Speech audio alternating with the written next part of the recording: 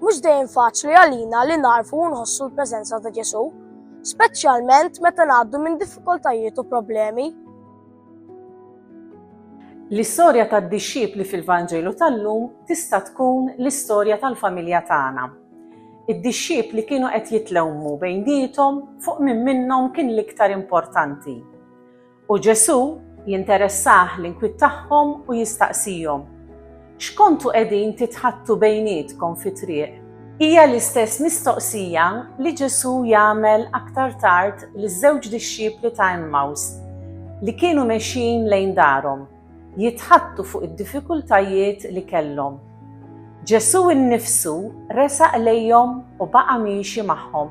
Wara li semma x'kienu jgħidu bejniethom, u wkoll beda jgħid tiegħu u fissrilhom dak li l-kelma ta' Alla kienet tgħid fuq il-ġrajiet li kienu jinkwetawhom. Tant kien jagħmel sens dak li qalilhom li meta qorbu lejn darhom stednuh biex jgħaddi sandhom u jibqa' magħhom. U daħal joqgħod magħhom. U hemm marfuh waqt li kien jaqsam il-ħobż. U fil-Vanġelu li smajna llum, Ġesu wkoll jitkellem mad-dixxipli tiegħu fl-intimità tad-dar. Lil Ġesu narfuh tassew meta nistednuh f'darna u nħalluh isir parti mill-ħajja tal-familja tagħna. Alla jinteressah minna, minn dak kollu li nħossu u minn dak kollu li jiġrilna.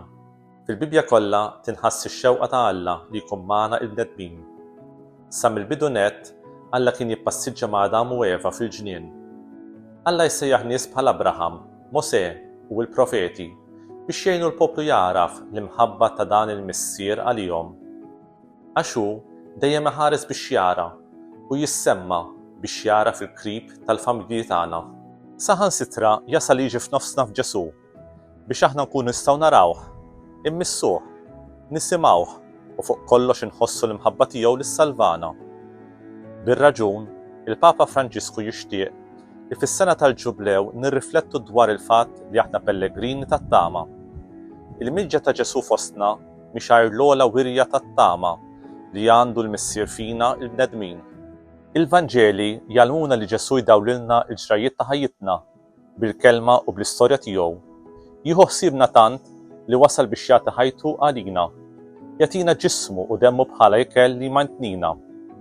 Ġesu huwa l-Emmanuel, Alla magħna, u billi huwa rxoxt imqajjem mill-mewt jibqa' magħna għal dejjem.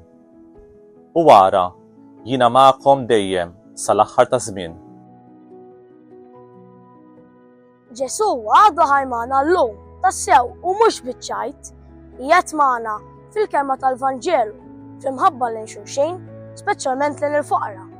Qiegħed magħna meta flimkien niċċelebraw il-festa tal-qaddisi u l-qaddisa tal-parroċċja tagħna. Fuq kollox, qiegħed magħna fil-qsim tal-ħobż fil-qudiesa.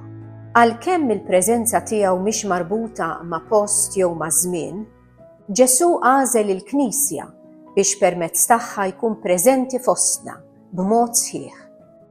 Il-parroċċji tagħna bid-difetti tagħhom huma il-post konkret fejn din il-preżenza ta' Ġesu tista' tinħass u tkompli tikber. Aktar minn qatt qabel, f'dan iż-żmien li fih nimxu flimkien, sinodalità. Aħna narfu il-valur u s-sejħa ta' kulħadd fil-parroċċja. L-arċipriet jew kappillan, flimkien ma' saċerdoti u l-lajċi impenjati u daw kollha li attendu għal qudiesa, it-tfal tal-katekiżmu, il-gruppi tal-adolescenti, iż-żgħażagħ, il-gruppi u l-għaqdiet, il-familji kollha li rċivew is-sagramenti, l-anzjani u l-morda kollha tal-lokalità, il-Kattoliċi minn pajjiżi oħra, dawn kollha jiffurmaw il-parroċċja. Dawn kollha flimkien huma msejħin jgħinu lil xulxin ħalli jagħmlu esperjenza tal-preżenza ta' Ġesu.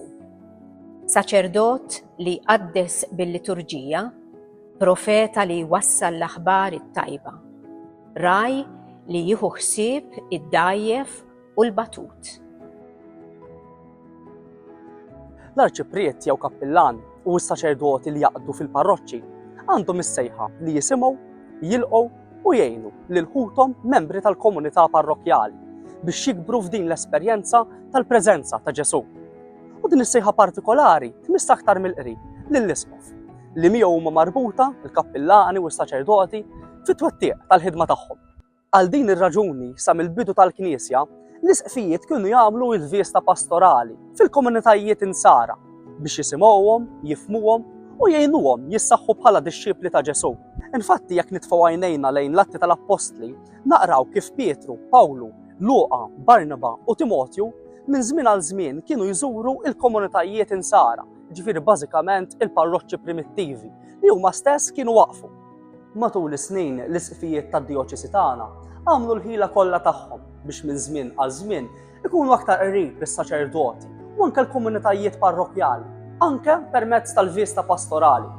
Hekk ngħidu aħna, il-Kardinal Mario Grech, meta kien raj ta' din il-Knisja lokali, kien għamel il-vjesta pastorali fil-parroċċi kollha tad-dijoċesi ta' Għawdex lura fis-snin 2013 sas-sena 2015. Għalhekk minn Ottubru li ġej ser jerġa' jkollna fid-dijoċesi tagħna il-grazzja tal-vjesta pastorali. Flimkien ma' xi saċerdoti u lajċi preparati ser niġu nżuru il-parroċċi kollha ta' dijoċesi għal ġimgħa sħiħa. Matul din il-ġimgħa nixtiequ niltaqgħu possibilment ma' kull min jagħmel parti mill-parroċċa. Ser ikun hemm irtejra s-saċerdoti, irtira reliġjużi laqgħat ma' tfal u l-ġenituri tagħhom, laqgħat mal-adolescenti, nittama li niltaqgħu maż-żgħażagħ, mal-arajjes, mal-ġenituri tagħhom, nittamaw li niltaqgħu wkoll mal-familji, man-nanniet, mal-anzjani u mal-kattolċi anki ta' nazzjonijiet oħra. U ser nagħmlu wkoll matul din il-ġimgħa li ser nagħmlu fil-parroċċa żjajjar lil Morda. Għal dan il-għan qiegħed jitħejja programm ma' kull wieħed mill-kappillani tagħkom. Għalhekk minn qalbi nixtieq inħeġġiġkom ilkoll biex titolbu flimkien miegħi biex din il-vista pastorali tħalli ġejt spiritwali u materjali fil-komunitajiet tal-parroċċi tagħna. Nixtieq li kull parroċċa tpoġġi l-vista pastorali tagħha li se ssir fija taħt il-protezzjoni tal-qaddis patrun jew qaddisa patruna tagħha. Nixtieq fl-aħħar nett nistieden l-arċiprieti u l-kappillani kollha flimkien mas-saċerdoti u reliġjużi irġiel u nisa, il-lajċi konsagrati u lajċi membri tal-qdiet kollha tal-parroċċi biex ikunu preżenti għal pontifikal solenni li ser nagħmlu nhar il-Ħadd 29 ta' Settembru fis-6 ta' filgħaxija fil-Katedral tal-Assunta biex niftħu uffiċjalment flimkien il-vista pastorali li se sseħħ fil-parroċċi kollha ta' dijoċesi tagħna bejn is-sena 2024 u s-sena 2025. Nagħtikom ilkoll il-barka tiegħi.